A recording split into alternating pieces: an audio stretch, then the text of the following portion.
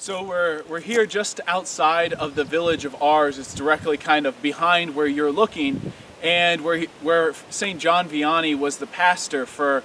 He was here for almost 40 years, and he grew up actually in a town not in Ars, in Dardilly, which is probably about the same size. And he grew up outside of it, working on a farm. So he didn't get much of an opportunity to go to school, and even really didn't have much of an opportunity to practice his faith. He grew up at the time of the French Revolution, so priests were persecuted if they didn't swear loyalty to the French government.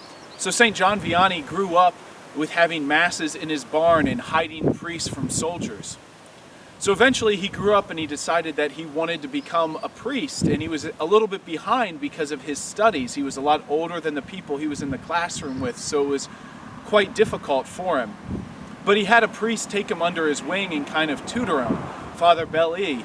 And Father Belli took him, he helped him, he encouraged him, he helped him with his Latin.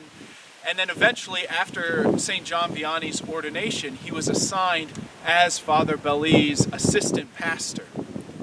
And only a few couple years into that, Father Belli died. And the bishop decided it was time to move St. John Vianney. And he tells him, John Vianney, you're going to go be the pastor of Ars. As he's sent there, he's told, but there's little love for God in Ars, and you'll put some there. And eventually he makes his way, and on the 9th of February, 1818, he's working his way, making his journey on foot to Ars, and he actually can't find where he's going. So he runs into a young man named Antoine, and he tells Antoine, if you show me the way to Ars, I'll show you the way to heaven.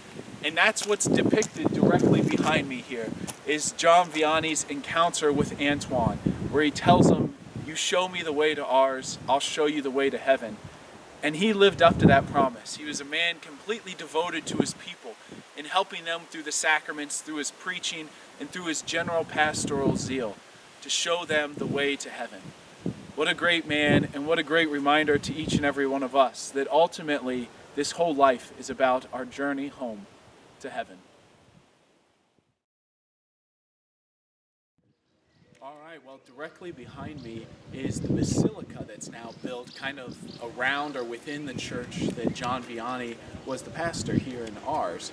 And actually just over here is the house we just went through. It's about as simple as it comes, but it was everything that he needed to get along in this world: a place to eat, a place to study, and a place to sleep.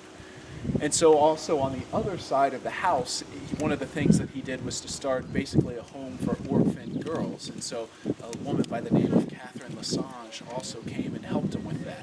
And also when he was first here, St. John Vianney, one of the things he liked to do was he went around and visited all 60 of the families in the parish and get to know them and help them, and he taught catechism to the children. But eventually as time went on and his holiness became more and more renowned throughout the world, really, well, maybe throughout Europe, I don't know about throughout the world, but people would come here so that he would hear their confessions. So in the summer and in the winter, really all year, the confessional, almost some people say, became his prison, where he was there in the summer for sometimes upwards of 17 or 18 hours a day, offering the sacrament of reconciliation, forgiving sins, and in the winter maybe around 13, 14 hours a day.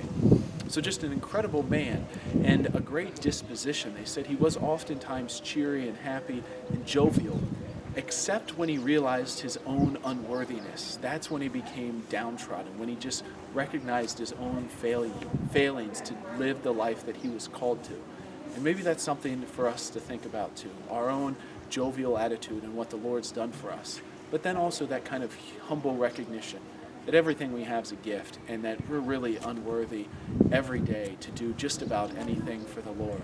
And yet he calls young men, especially like myself, who are completely unworthy, to live the great life of a priesthood.